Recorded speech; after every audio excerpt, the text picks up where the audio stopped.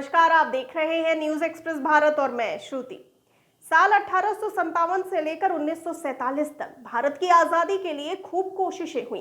कई आंदोलन और जंग लड़ी गई, जिनमें सैकड़ों वीरों और क्रांतिकारियों ने अपने अदम्य साहस का परिचय दिया।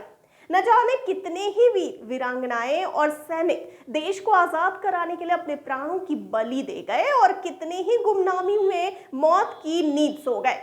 ऐसे ही एक वीरांगना थी नीरा आर्या, जिन्हें भारतीय सेना की पहली महिला जासूस माना जाता था।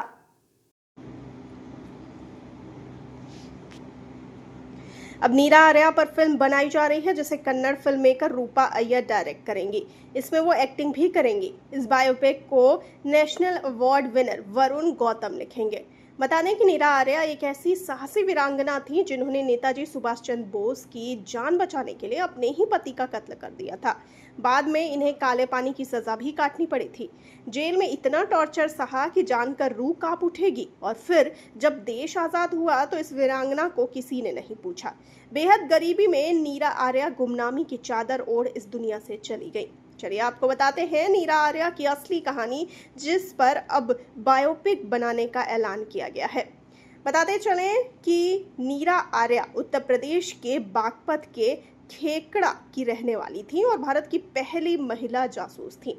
उनका जन्म साल 1902 में हुआ और साल 1998 में उनका निधन हो गया। तब साहित्यकार तेजपाल सिंह धामा ने उनका धर्मपुत्र बनकर उन्हें मुखाग्नि दी थी।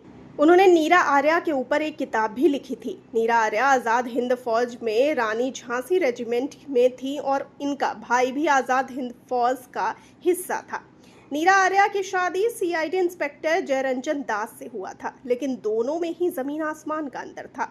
जहां नीरा सच्ची देशभक्त थी, वहीं पति जयरंजन अंग्रेजों को पूजता और उनकी गुलामी करता था।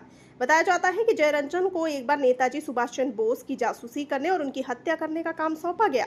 जयरंजन ने नीरा आर्या को इस बात की भनक तक नहीं लगने दी और नेताजी की जासूसी में लग गया।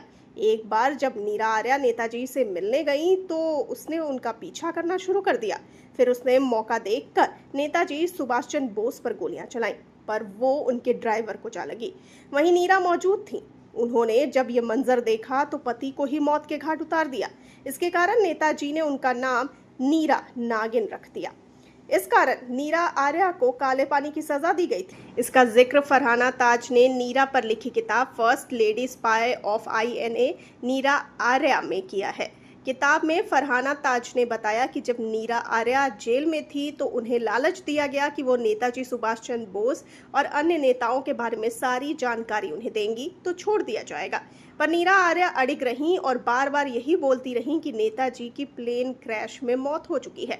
सच न बताने के कारण जेल में नीरा आर्या को बुरी तरह टॉर्चर किया जाता था, पर उन्होंने कभी अपना मुंह नहीं खोला। किताब के मुताबिक नीरा आर्या ने बताया था कि जब उन्हें कोलकाता से अंडमान की जेल में ले जाया गया, तब उनकी बेड़ियां काटने के लिए जेलर ने लोहार को बुलाया। उस लोहार ने बेड़ियां काटते हुए न सिर्फ उनकी चमड़ी काट डाली, बल्कि हथौड़े से टांगों पर कई बार वार किए, जिससे नीरा आर्या दर्द से चिल्ला उठी। फिर जेलर ने नीरा से नेताजी के बारे में पूछा। नीरा ने कहा कि वो उनके दिल में है, तो जेलर ने उनका ब्लाउज फाड़ डाला और गलत तरीके से छूने लगा। इसके बाद उसने पास ही खड़े लोहार को इशारा किया।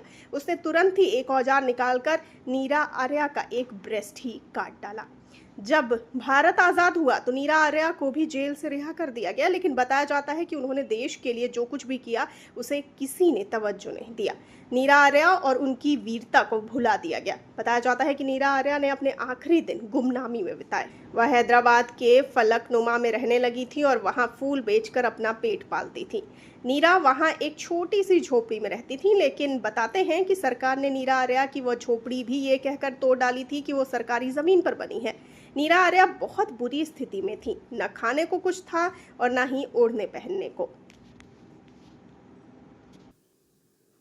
और फिर 26 जुलाई 1998 को बेहद गरीबी और गुमनामी में नीरा आर्या की मौत हो गई। आपका इस पर क्या कहना है? अपनी राय हमें बताइए कमेंट सेक्शन में। और जाते जाते इस वाली वीडियो को कर दीजिए लाइक और शेयर और चैनल को सब्सक्राइब करना बिल्कुल न भूलिए। मुझे दीजिए इजाजत। नमस्कार।